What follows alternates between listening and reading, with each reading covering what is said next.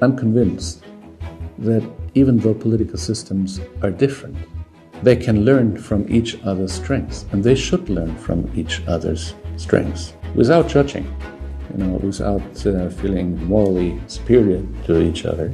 China sent thousands of delegations to Europe and to Germany to learn from German best practice in the past.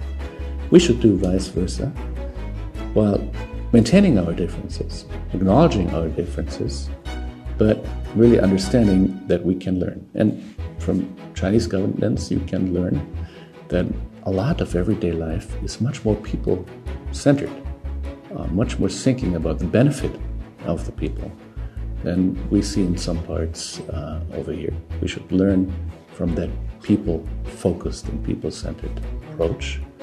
Also, that economic activity needs to be grounded and based in the real economy that makes an impact on people's life, that transforms people to be able to live better.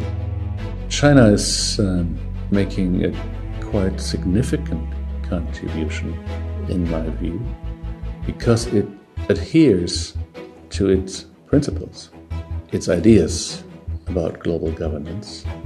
We hear a lot about multipolarity these days. Everyone is talking about transition of the world order, about multipolarity, but multipolarity is not like multipolarity. There are different understandings of it. And right now, there's a lot of talk about spheres of influence again. But this understanding of multipolarity, in my view, has nothing to do with the Chinese concept of global governance as put forth in the Global Governance Initiative, and as embodied in that notion of the world as a community of common destiny with a shared future. China still believes in an international rules-based order. It ensures stability and peace. And I think what we can learn from the Chinese government's approach is that it needs to be reformed.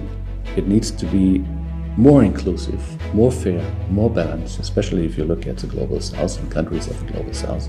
We need to decide in which world we want to live in, and I'd rather like to live in a world with an inclusive global order than in one that is just dominated by competition of the strongest powers.